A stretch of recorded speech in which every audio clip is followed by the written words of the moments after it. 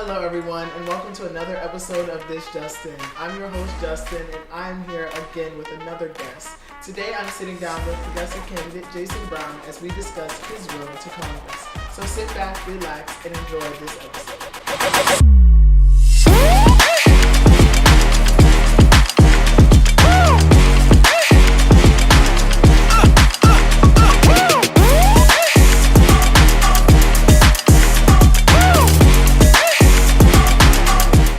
Jason, it's so good for you to be here. How are you today? I'm well. How are you? I'm good. I'm excited that we could actually connect because I've been seeing you on social media. So I don't know if everybody else knows, but introduce yourself to if anybody that's watching this can know what's going on. Yeah. What are we talking about? All that. Okay. Yeah. Well, my name is Jason Brown II.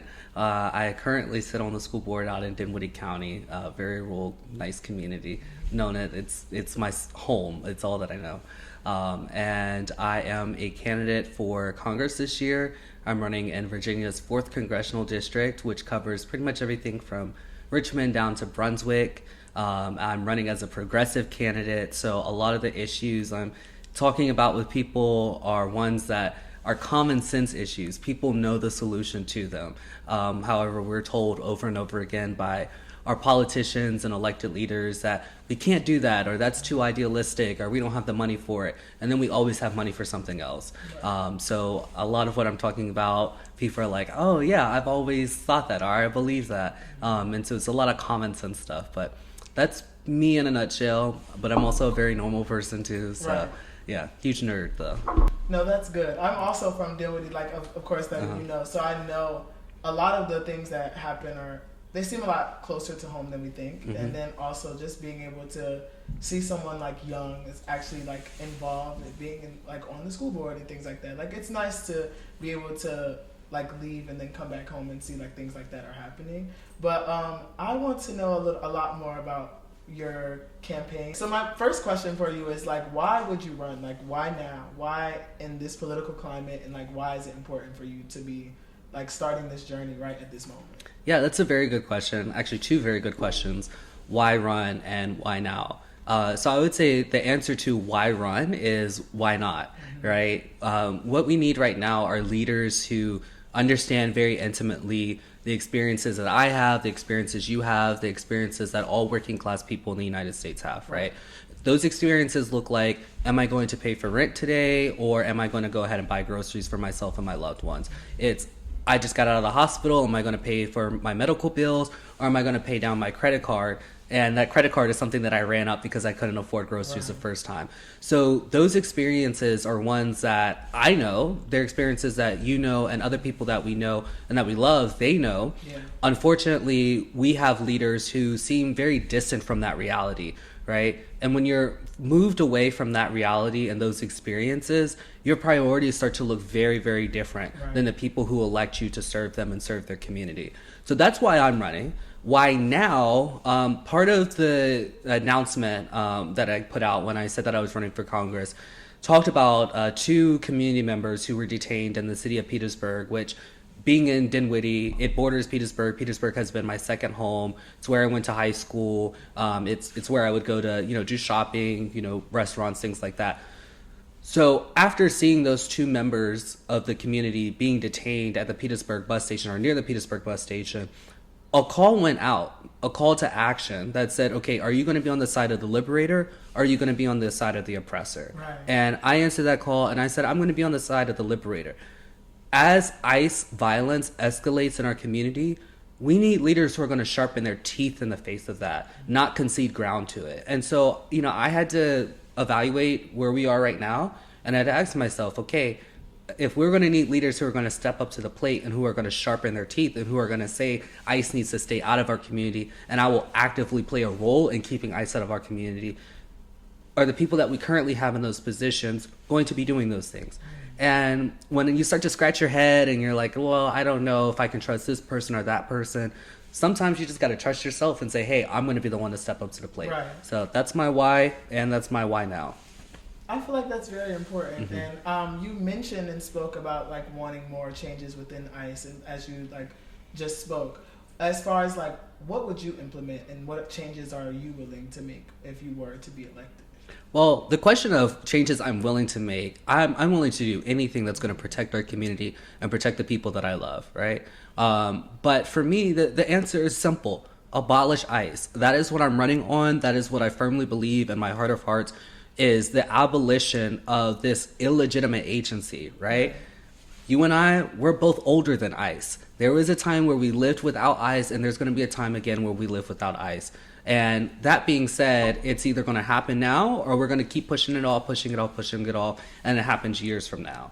Right. I'm saying that we need to rally up the people and say, let's abolish ICE now.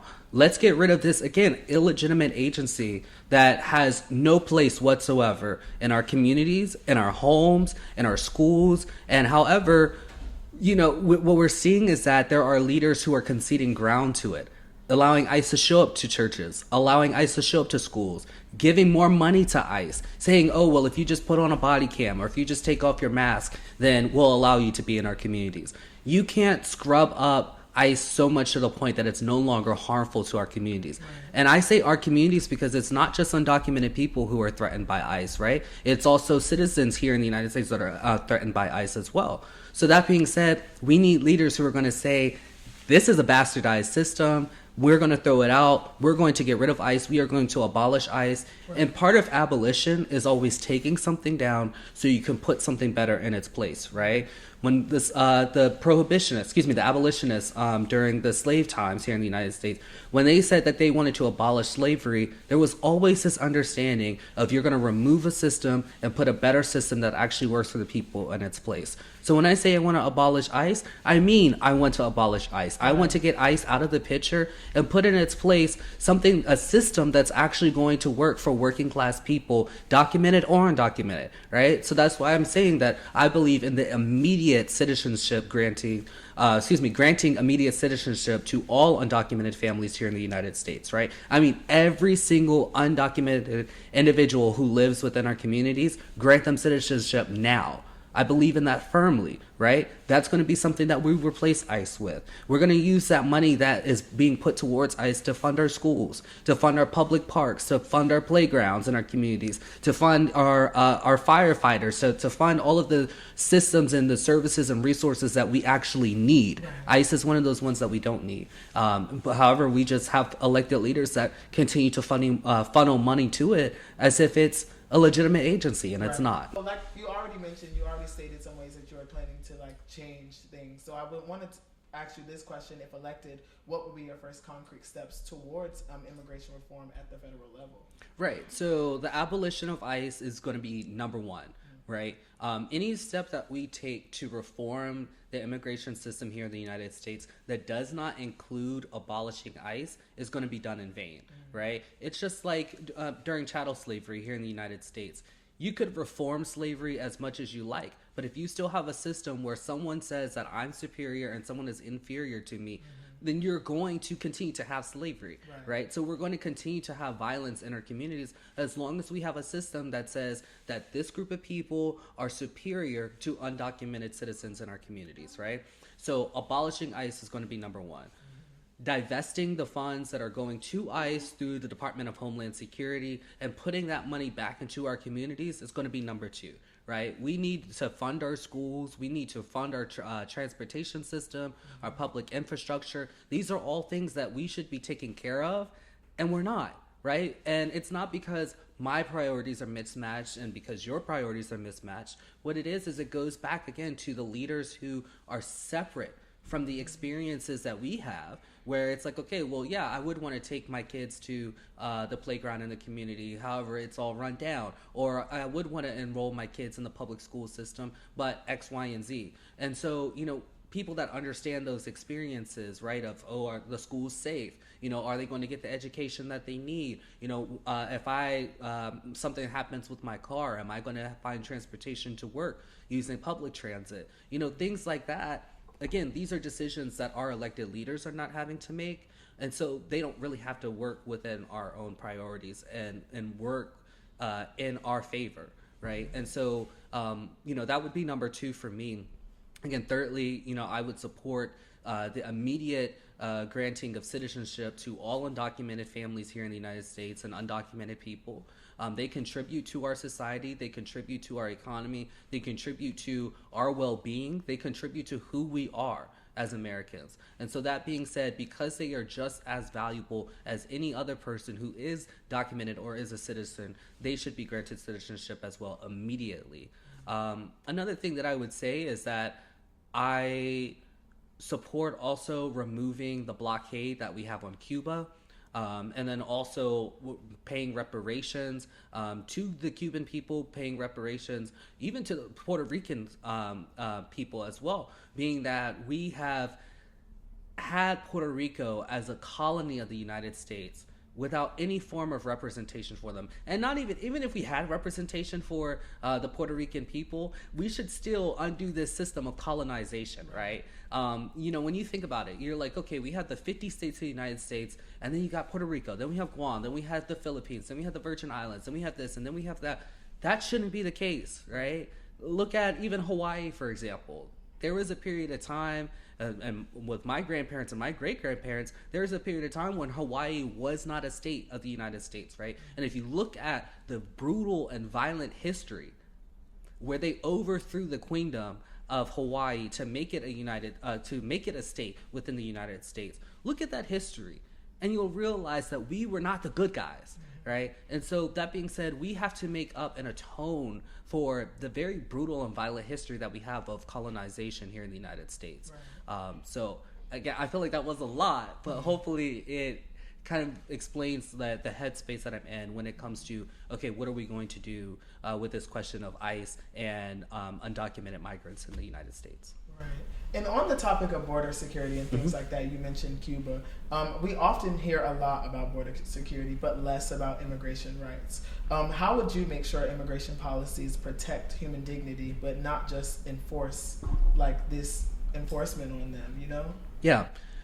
When you have a system that says that we are going to prioritize private profit over public good, you are always going to make the wrong decisions. And that's the kind of system that we have right now. We have a system where people say, I am going to prioritize private profit over clean air and clean water. Right.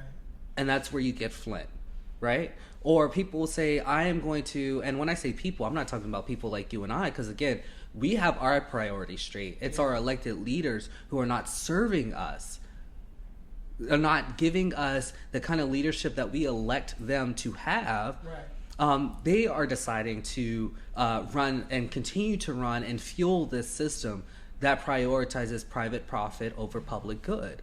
And so to have an immigration system that prioritizes humanity, you have to have a system that says it's going to be about public good, not private profit, right? And what that looks like is saying, okay, well, why do people migrate to the United States, right? And then when you start to see that the answer is because we cause chaos and wreak havoc overseas and in the global south and in Latin America and in Africa, and that the people who are impacted by the chaos that we sow abroad are then wanting to migrate to the United States to find better, we can't scratch our head and say, why are people coming here, right? And so that being said, we have to then change our whole system of thinking when it comes to international diplomacy and say that we are not going to go to war as our first line of defense for anything, right? And that's how the United States has operated when it comes to, oh, there's oil overseas, or, you know, there's we have a need for regime change, or, we don't like the way that this government is operating, so we want to, change up the leaders, and we want to do this and we want to do that. Again, we have a system that says, let's go to war with those people. And war, and I don't care how someone tries to justify it or anything, war at its bare minimum is just murder. You're saying my life is more important than this person's life. Right? And we usually filter that through racism, again, through private profit, that this person's land is more important than this person's life, so I'm willing to take their life for their land. Right. I mean, we have a history of that. And that's why I'm also running on the restoration of native land, paying reparations to native nations here in the United States whose land we have taken. Just acknowledging the treaties that we have with native nations here. You know how many treaties we have with indigenous people here in the United States that we do not acknowledge? treaties that were signed, treaties that we don't even uphold, right? So at the bare minimum, just acknowledge the treaties that we have with Native nations here and actually abide by them, right? So there's so much that you have to think about when it comes to how can we have a better system, but it always has to be filtered through the fact that, one, we're on stolen land, two, we're on stolen land that was built up by enslaved Africans, three, we're on stolen land that was built up by enslaved Africans, and we are now putting all of our resources to a war that has been started on migrant families, right? And when you start to see that all of that is connected, you realize, okay, this has to go, this has to go, this has to go. And once all of that's gone, you're able to put something in its place that says, we're going to start taking care of working class people. Again, working class people make the world run, so they should be the ones to run the world, right? Right. It's simple. I do want to take a shift from talking about immigration and ICE. You also mentioned before that you do hold a seat on the school board. So I wanted to ask you some questions as far as education in public schools, and Absolutely. also with college being the big thing now, and with more people enrolling into colleges.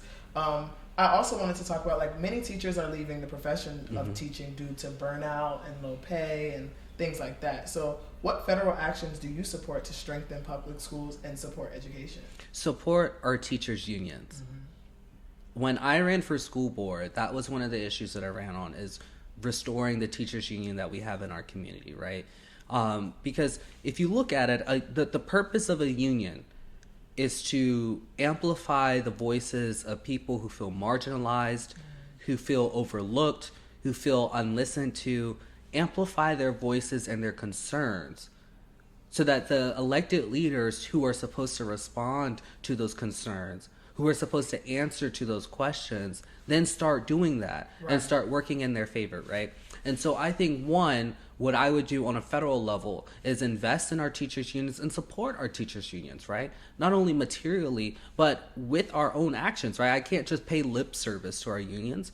But I'm a very pro-union individual. I'm a pro-union candidate on, looking at the race in Congress. And so that being said, I believe that, in order for our teachers to have their concerns listened to, we should actively be supporting any unionization efforts by our teachers. Right.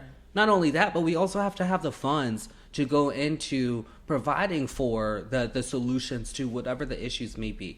One thing that changed the way that I viewed our entire education system once I finally got on the school board are what are called SOQ positions. Are you familiar with SOQ positions? I'm not. Okay. Could you explain? So SOQ stands for Standards of Quality, right? And basically what it is on the state level, our elected leaders say, okay, based off of the numbers of students in this school and based off of these demographics and based off of these needs, et cetera, in your elementary school, you're going to need 5 kindergarten teachers, you're going to need 5 first grade teachers, you're going to need 5 of every teacher for the rest of the grades, you're going to need 1 principal, 1 assistant principal, and 1 guidance counselor, all right? So based off of their formulas, they're saying you only need this small pool of individuals working at your school. In reality, we actually need more than that, right? So this elementary school that they are saying only needs 5 teachers per grade level may actually have 8 teachers per grade level. This elementary school that they're saying only needs 1 guidance counselor may actually have 3 guidance counselors. This elementary school that they're saying only needs 1 principal and 1 assistant principal may actually have 1 principal and 4 assistant principals, right? So what happens to all of the additional people that they're hiring that the state says they don't need? Right. The state doesn't provide money for that. So the SOQ positions, the one that the state says are the ones that you are the only ones that you need to run your school system, those are the only ones they're going to pay for. So those additional 3 those additional 3 teachers that you have on each grade level, where you have 8 teachers, where the state says you should have 5, you then have to find the funding to pay for those 3 teachers, right? And then here's where it gets really tricky. We have politicians who are on our state level will say, we're going to give a 10% raise to all of our teachers, right? We're going to give a 10% raise to our guidance counselors. We're going to do this and we're going to do that. And the teachers absolutely deserve it. guidance counselors deserve it, our bus drivers deserve it, our nutrition staff deserves it, our custodial staff deserves it, right? Every single dollar that we can put into public education is absolutely deserved by our community. But when they say that they are going to give a raise to teachers, they're only giving raises to the SOQ positions. So then, if they're going to give a 10% raise to those 5 teachers that they say that we need per grade level, what happens to the other 3 teachers? Do they get the 10%? They do. But that means that the school system has to find where the money is going to come from that 10%. Right. So on the surface level, it all looks really good. But then when you start to actually find out, this is how they come up with how much money they're going to give to Dinwiddie County, to Petersburg, to Richmond, to Brunswick, to Surrey, and Henrico, and so on. When you realize that this is how they're deciding what money goes to us, you're going to realize, okay, very quickly, they're doing everything wrong. So, with the SOQ positions, right, bringing it back to your question of, how do we respond to teachers who are leaving the field? Part of it is that we simply are not putting we are not putting money into public education the way that we should. And so then when we say, well, here's a concern from our teachers, or here's a question from our teachers, and this is how we're going to answer it. If we're not giving our public school system the funds that they need in order to take care of our teachers and to take care of our school staff, then we're setting them up for failure. Right. So that being said, we need to fund our schools. We need to support the unionization efforts of our teachers and have their voices heard, have them listened to. I've been advocating for this as a school board member. If you want to talk about issues that impact our teachers, make sure our teachers are in the room. Right. If we want to have a conversation about students that are being bullied, or about students who are still learning English, or students who have disabilities, and then the concerns that we have with those demographics, if we're going to have a conversation about these pools of students, we need to make sure that those same students are in the room with us. We can't keep them out, right? That's basic democracy 101, right? And unfortunately, we have our priorities mismatched. Not me, not you, not working class people like the both of us, but the people that we put into these positions of power, again, are operating in a system that prioritizes private profit over public good. Right. And we need to have that reverse. We need to flip the system upside down, where we start to prioritize public good over private profit, where we say what works for all of us is more important than what works for just a few of us. And when we have a system that works like that, we'll make sure that teachers aren't leaving the field, because they won't want to leave the field. They'll see, okay, education is my calling, and I'm going to live out my calling, opposed to leaving my calling because I felt like I wasn't being heard. Right. Simple. I want to shift over to speaking about the students. As you know, college costs are rising and making millions of people run into student debt. What is your plan to make higher education more accessible and career trainings more affordable? This goes back to the answer I gave for my one of the first questions of why now and why run, right? Again, we have leaders that are so far removed from the experiences that we have that it becomes clearer and clearer to see that we need leaders who understand our experiences very intimately. I'm a college student. Right, me too. I can't tell you how difficult it is working full-time, being a full-time college student, running for Congress, right? I probably have 4 or 5 weeks of homework backed up right now that I have not turned in, right? So it can be pretty difficult, but I understand what it's like to say, okay, I don't have money for my tuition payment this month, or I don't have money for my tuition payment this 2 weeks. I'm set up with a payment plan where I'm paying my tuition bi-weekly, right? So what happens when I get my check from work, and then half of that check is going towards rent, and then the other half of the check is being split up between bills and groceries and other concerns that I have to take care of, my car, and then it's okay, what money do I have left over to pay for college? Right? And college is one of those things, education is one of those things that impacts everyone who is touched by it, right? Public education, getting a degree, whether you're going through K through 12 schools or you're in, 4-year college, a 2-year community college, whatever it may be, education is always going to benefit the people around you. It's not something that only you benefit from, right? So again, when we have a system that says private profit is more important than public good, then we're going to have colleges that are running for profit, We're going to have colleges that are going to look like Disneylands, right? And they're going to be charging you $30,000 a semester, or excuse me, $30,000 a year, or whatever it may be. I'm not going to comment on any particular college, but that being said, we are going to see college become more and more expensive and less accessible for working class people. But if we change our system to start working for public good over private profit, then we will see us moving towards making college tuitionless. Right. We are the richest nation in the world, the richest nation in modern history, and we cannot even guarantee education for all people. That's the problem. There's a problem with that. And so that being said, we need a system that says what works for all of us is something that we're going to all work for, right? And public education and college education is one of those things that works for all of us, so we all need to be working for it, right? And so if we are the richest nation in the world and we have enough money for war, we certainly have enough money to provide education for all people, not just K through 12 education, but a college education as well. So on the topic of undocumented students and things like that and supporting education for all people, do you support expanding access to college and financial aid for undocumented students, such as the Dreamers program? Mm-hmm. Absolutely, 100%. And that's not radical to say. It's not radical to say that we are going to take care of the people who are taking care of us, right? And that includes everyone. So when I say affordability for all, I mean all. When I say that the system should work for all of us, I mean all of us. When I say that I envision a future of peace and prosperity for all of my loved ones, I mean all of my loved ones. It's simple. Again, we are the richest nation in modern history. The richest.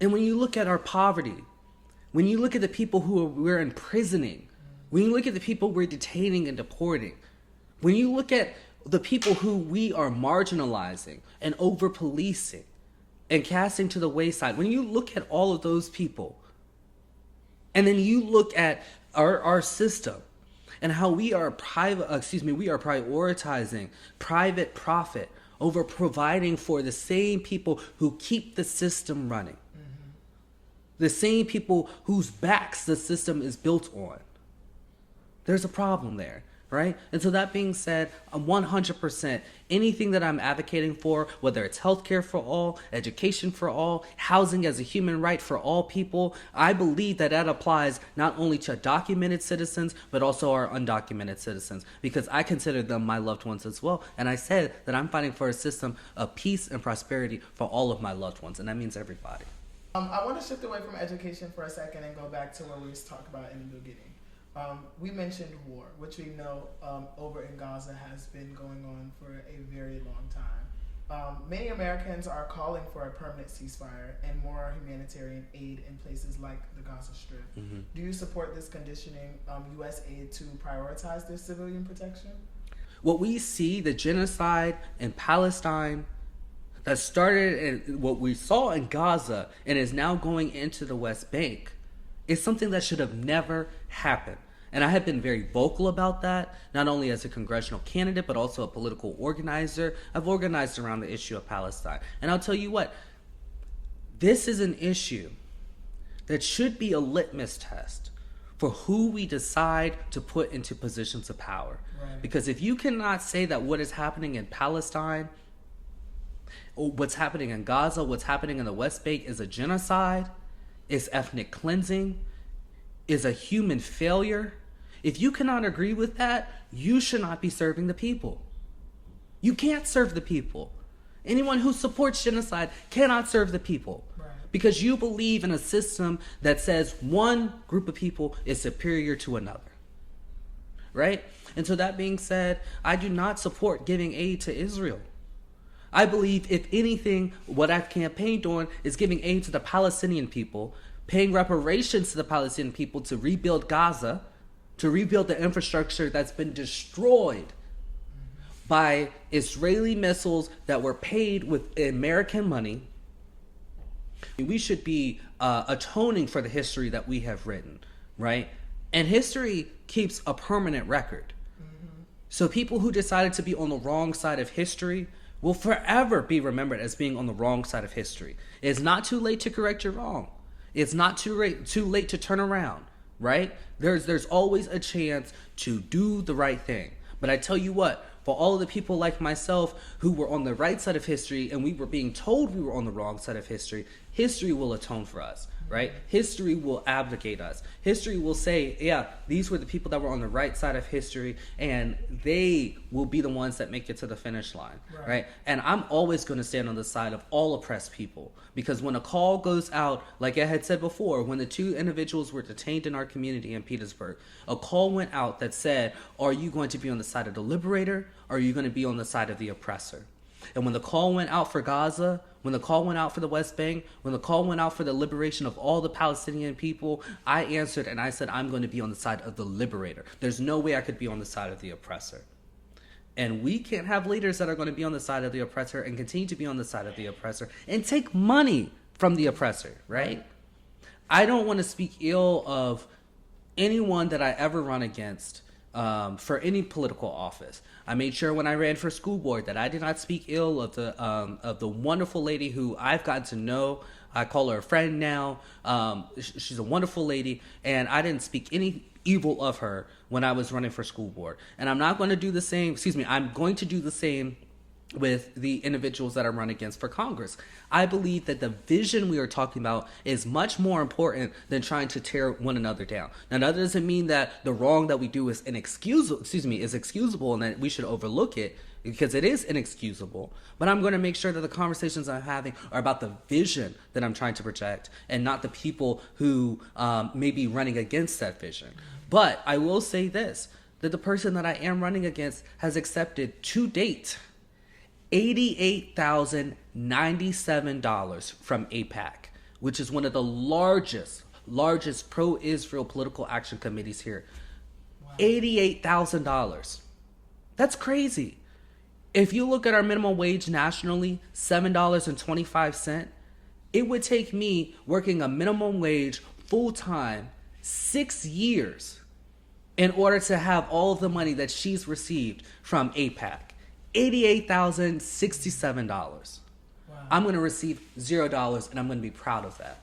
On that topic, what role do you believe the United States should play in conflicts like the crisis on the Gaza Strip, especially when it comes to balancing security and human rights? I believe that within the context of Palestine, the role the United States should play is attempting to atone for the evil that we have done. Right? So that looks like paying reparations to the people of Gaza so that they can rebuild their communities, right? Supporting the right to return. So all those who are in the Palestinian diaspora have the right to return home, and supporting that. But I think that any decision that we make, being that the United States has played the role of the oppressor, we should be putting the Palestinian people at the forefront, saying, what is it that you want? How is it that we can atone for the wrong that we've done and use our funding to support that? Right. That is the only way we could ever attempt to move closer to being on the side of the liberators, right? Because the Palestinian people are the only people that can liberate themselves. Look at Black America, for example. Only Black Americans can liberate Black America. So only Palestinians can liberate Palestine. Now, we should be playing a role in supporting their liberation, but we have to have them in the driver's seat to tell us what needs to be done. We cannot make decisions for them, because then that starts to look like colonization. So I believe in the context of Palestine, we need to pay reparations to the Palestinian people. We need to immediately cut off any aid that we are giving to Israel. And we need to support the communities who we have supported the genocide and ethnic cleansing of. Right? Now, I would say for any other conflicts, whether future or present, we need to stop them. We need to end our wars, right? It seems like every time someone says, let's have healthcare for all, the immediate answer is, we don't have the money for that. Right. That's too expensive. That's too idealistic. That's too much of a dream. But then we always have billions and billions to give to war.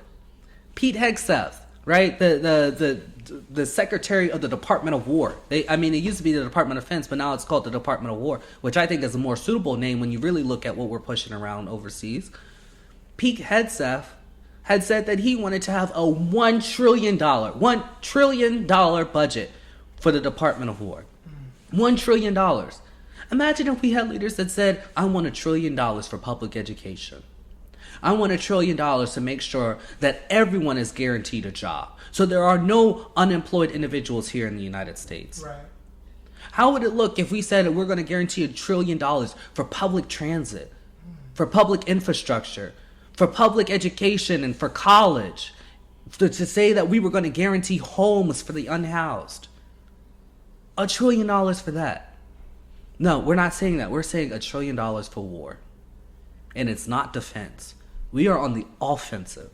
And so there's a lot that we have to make up for, a lot that we have to atone. And I think that that's our role right now in present conflicts and future conflicts. God forbid that any more conflicts break out. But with present conflicts and future conflicts, the role of the United States should be on the side of the liberator. And we have a lot to make up for because we have been on the offensive, not the defensive, as we try to say. We have been on the offensive. And it's simple. We need to end our wars, right? It's simple enough. Again, going back to, we can say we want $1 trillion for war. But imagine if we put that towards the people, right? And not just money, but power.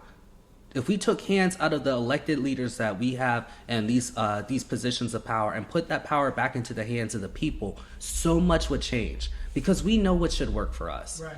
We know the system should work for us. We want the system to work for us. But we have leaders who refuse to give us that dignity and refuse to give people that dignity overseas. Right? So the solution is simple. We need to end our wars, and the United States, our role should be on the side of the liberator, not the oppressor. And now that doesn't mean that we're calling the shots all the time, because again, only the oppressed can liberate themselves. So we need to be supporting those who we have done wrong for centuries. Supporting those we have done wrong for centuries. And saying, what should we do to atone for the wrong that we've done? Or attempt to atone for the wrong that we've done. Because I don't think we can ever atone for all of the evil that we've done around the world. I want to take a moment and shift away from politics. I know we had like a really, really good conversation that I've learned a lot. I don't know, but I've learned a lot. I know I'm always learning, yeah. I want to shift away from politics a little bit and let people get to know you a little bit more. I know we've been having a very serious conversation, so let's shift away a little bit.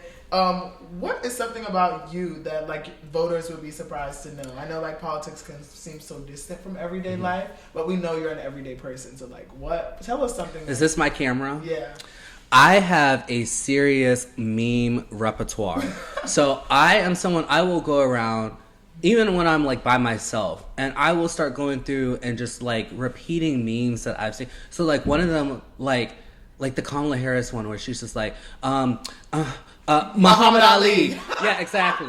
Like I just like say this stuff, and it's just like, I don't know, like that's how I keep myself entertained. You know, I just think about this stuff. Like right now, I'm just thinking about like Kiki Palmer when she's like answering her question. She's like, you know, and she does a little thing with her teeth and all of that. Like I am just like, I speak Twitter. That's me. I speak Twitter. I speak very like meta. So I need people to understand that I'm not Martin Luther King 24/7, right? But my meme repertoire is very strong. No, I love a good meme. I feel like one thing about Gen Z is like we gonna stay chronically online. Yes. We gonna know what's going on in the world as long as it's on social media. So Yeah. It's good to hear that you're still there because we me. need some people that are not 80 and above. Right. Well, to be representing us. Well, what I'll say is this is, I'm just a normal Gen Z person. I mean, anything that you think that you do, I'm doing it myself. Like I was looking at, even when I put this outfit on today, and I was like, do I look like Frozone? Like, I started thinking about that as well. I was like, do I look like the guy from The Incredibles? Yeah, so, I mean, I just have, like, a really strong meme repertoire. You should never be, I'm telling this to myself, Jason, you should never be afraid to be Gen Z in politics. Right. And, you know, like I said, I speak Twitter. That's how I react to things. In my mind, I'm always going through my memes when I see stuff. Like, I may see a crazy tweet from, like, a senator or something, right? Don't be afraid to be Gen Z in politics. I'll read it, and I'll be like have you seen the Nene Leakes clip where she? Okay, so you remember the part where she got that like Rolex from that guy? Yeah, and she's just like, well, whatever that means. Like that's how I reply, I respond to stuff in my head. Like, right, exactly, that clip. Yeah, so I'll see something and I'll just be like, whatever that means. I just that's just how my mind works. But yeah, I'm not going to be afraid to be Gen Z in politics because that's what we need right now. No, we do need more people that are willing to not only step out and show that you can be a leader and still be young, but we also do need more young people to step up because those are the demographics that aren't really being represented in this day and age. Right. But I also want to ask another question because you mentioned before, for voters who feel like both major parties have been ignoring human rights and things like that, what makes you different? This is the core of my campaign. Speaking to people who are just disillusioned with the entire system, tired of every 4 years or every 2 years for Congress, voting for what seems like the lesser two evils, wondering when things are going to change. We can have that change now. Our elected leaders are the only ones who are holding us back from having a system that works for us, that works for everyday working class people. Right? The system can and the system should work for us. When I say that housing is a human right, I 100% believe that. I believe that we can start to provide housing for everyone who needs it. Education for all people, safety for all people, clean water and clean air for all people. These are things that are just fundamental guarantees that we should provide. But because we have allowed our system to go on unchecked, to go on unchanged, allowed a system that prioritizes private profit over public good to last this long, that's why we see everything that we see going on right now. Right. We're bombing every country you can think of in every corner of the world. And we are saying that it's okay because we want their oil. Because their life is worth less than the natural resources in the land that we're going after there. For voters who feel that both parties have ignored human rights issues, what makes you different?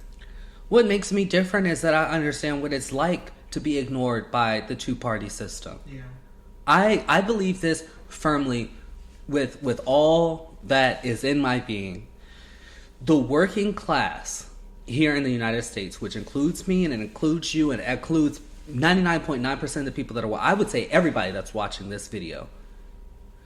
The working class has outlived any usefulness of the two-party system. Republican or Democrat, it does not work for us. And we see that and we understand that in our being of beings that the two-party system, regardless of the party, does not work for us. Right. We have one party on one hand that tells us what they're going to do, and they do exactly what they say they're going to do, but what they do harms our communities and harms the most vulnerable in our communities. Mm-hmm.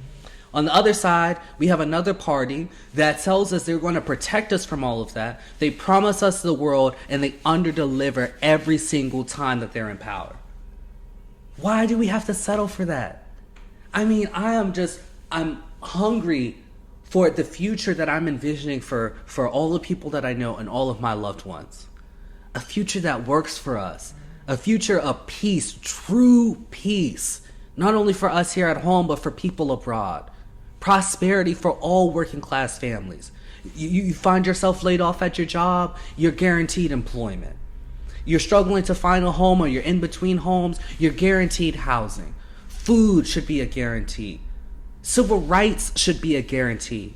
Education should be a guarantee. College education should be a guarantee. We are, again, the richest nation in the world. And we make these things that people have to claw and fight for. Not things that they're just guaranteed. That's what I'm envisioning for all of us. And when I say all of us, I mean all of us, documented or undocumented.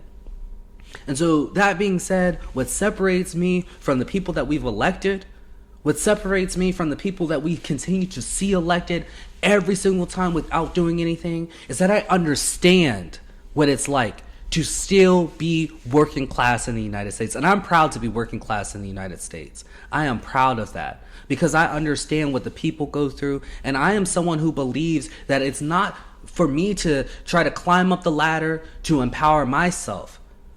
I'm done with politicians who are self-empowering. We need politicians who are empowering, right? We need politicians who are serving, not self-serving. Right. We need politicians who are working for the people, not working for themselves, not enriching themselves. That's what we need. And because I'm someone that believes that firmly, and I have a record of fighting for that, even in the little position of power that I have, being on the school board out in Dinwiddie County, I have advocated for our families, our working class families, with every breath that I have. That's what makes me different. Someone who says enough is enough, enough is enough, enough is enough. And I'm going to continue to fight for working class people regardless of citizenship status. I'm going to continue fighting for working class people regardless of race. I'm going to continue fighting for working class people regardless of religion. And that's something not everybody can say. That's what sets me apart. Jason, thank you so much for your time. Thank you. Thank you so much for being here. I feel like not only have I learned a lot, but I have enjoyed being able to see the passion behind I've your enjoyed it mission too. Yeah. firsthand. Thank you for being here. I heard this is your first. It is, yes. So I'm so glad to be able to like share the platform with you. Also, tell the people how they can help you at this time. Yeah. So the biggest thing right now is I have to collect 1,000 signatures to get my name on the ballot in November. So right now I am going around, whether it's door knocking or at community events, collecting signatures, but we are running on people power, right? So I need the power of the people behind this campaign. So that means it's people just like you being involved in electoral politics in ways that we have been barred from being involved in. And so that being said, sign up. You can check out my website, jasonforcongress2026.com. You can find out ways that you can support there. You can join the team on there, fill out the form on there. I'll reach out to you personally to bring you onto our team. And that's what I need right now. Support, reshare this video, reshare Justin's videos, reshare my videos and my posts from the campaign because I need that kind of exposure right now so that people know that there is someone fighting for us, not fighting for themselves, but fighting for us. I need people to know that because everyone's looking for hope right now. No one is so oversupplied with hope right now. I think we're all looking to remotivate ourselves because it's been a crazy year for all of us. I don't know if you guys know this, but it's been a crazy year for all of us, and we're only in February. It's only February. Only February. It's not even March 1st. We haven't even made it to spring. Right. So that being said, all of us could use some hope today.